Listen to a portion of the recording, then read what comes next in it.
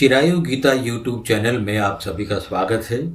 मैं डॉक्टर श्याम सुंदर शर्मा आज पुनः आपके लिए कुछ अलग और महत्वपूर्ण विषय लेकर प्रस्तुत हूँ।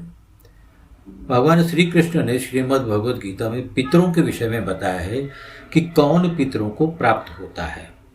यान्ति देवव्रता देवान् पितॄन्यान्ति पितृव्रता भूतानि यान्ति भूतेज्या यान्ति मद्या जिनो अपि माम्। उन्होंने कहा कि देवताओं का पूजन करने वाले शरीर छोड़ने के उपरांत देवताओं को प्राप्त होते हैं, पितरों का पूजन करने वाले पितरों को प्राप्त होते हैं और भूत प्रेतों का पूजन करने वाले भूत प्रेतों को, परंतु मेरा पूजन करने वाले मुझे ही प्राप्त होते हैं। यानी भगवान श्री कृष्ण का पूजन करने वाले भगवान श्री कृष्ण को प्राप्त होते हैं। आज पितृपक्ष यानी श्राद्ध पक्ष और उससे जुड़े हुए अति महत्वपूर्ण विज्ञान को समझने का प्रयास करेंगे। पितृपक्ष में ब्राह्मण को भोजन कराने के विधान के साथ साथ गाय, कुत्ता और कौवे को भी भोजन खिलाने का विधान है। मान लो ब्राह्मण गाय और कुत्ते को भोजन कराने के कारण का हम कुछ अंदाजा भी लगा लें, जैसे भोजन क्यों करवाया ब्राह्मण को, तो इसलिए कि वह मनुष्य है। गाय और कुत्ता पालतू जानवर है, उनको आहार देने में कोई परेशानी नहीं, कोई बुराई नहीं, क्योंकि वे हमारे लिए उपयोगी भी हैं। किंतु पितृपक्ष में कौवे को श्राद्ध का विशेष भोजन खिलाए जाने के कारण का कुछ भी अंदाजा लगाना मुश्किल है, क्योंकि कौवा हमारे लिए किसी भी काम का नहीं है।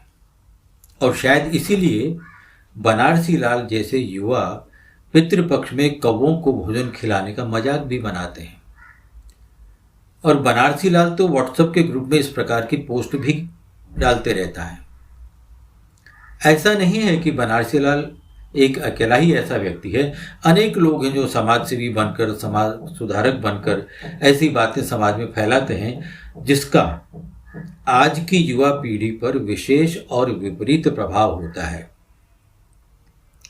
ये नाम के समाज सुधारक ऐसा करके हमारी संस्कृति के उपहास के साथ साथ युवा पीढ़ी की सोच को गलत दिशा प्रदान करने का काम भी करते हैं, जो किसी भी प्रकार से उचित नहीं है। और शायद इसीलिए आज नई पीढ़ी कहती है कि क्या प्रयोजन है कौवे को भोजन खिलाने का। मैं उन्हें मूर्ख नहीं, ना समझ कहता हूं, क्योंकि वे अनभिज्ञ है हमारे शास्त्रों में छिपे हुए विज्ञान से। उन्हें किसी ने समझाया ही नहीं, बताया ही नहीं कि इसका हमारे जीवन से कितना गहरा और अहम संबंध है।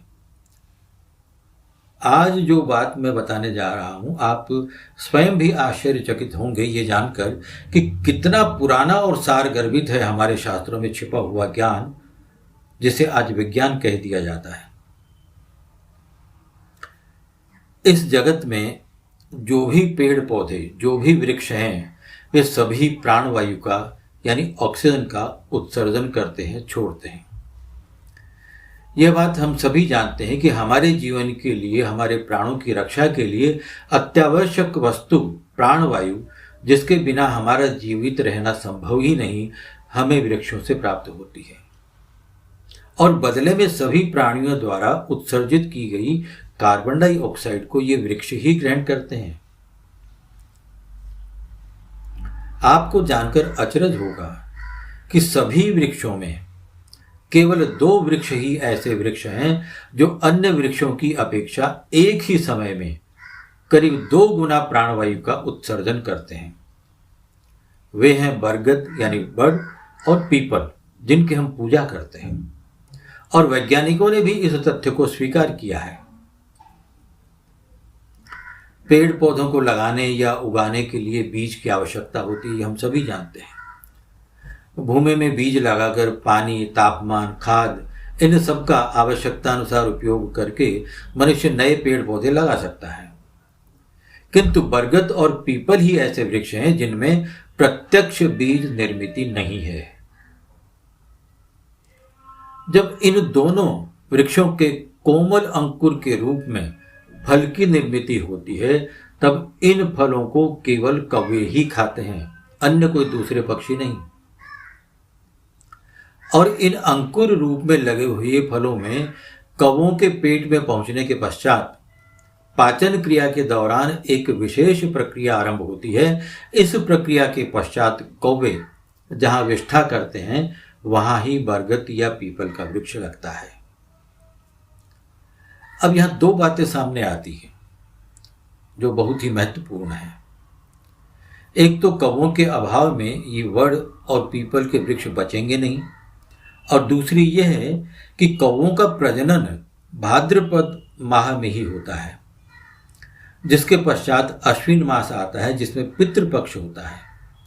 प्रजनन प्रक्रिया में सभी प्राणियों को अच्छे पौष्टिक आहार की आवश्यकता होती है, और कौवे भी प्राणी ही हैं, तो उनको भी पौष्टिक भोजन प्राप्त हो, उनके प्रजनन और अंडे स्वस्थ हों, इसीलिए घर घर से श्राद्ध के निमित्त कौवों को पौष्टिक आहार दिया जाता है, ताकि यह सृष्टि चक्र सुव्यवस्थित ढंग से संतुलन से चल सके। अगर ऐसा न हो तो सृष्टि चक्र की व्यवस्था में व्यवधान उत्पन्न हो जाएगा, और इस बात का हमारे विद्वान ऋषि मुनियों को ज्ञान था। वे जानते थे कि ये दोनों वृक्ष मनुष्य के स्वास्थ्य के लिए उपयोगी और आवश्यक हैं। इसीलिए उन्होंने इन दो वृक्षों का संवर्धन ठीक प्रकार से रखने के लिए पितृपक्ष में कौवों को पौष्टिक आहार देने की प्रथा आरंभ की। हमारी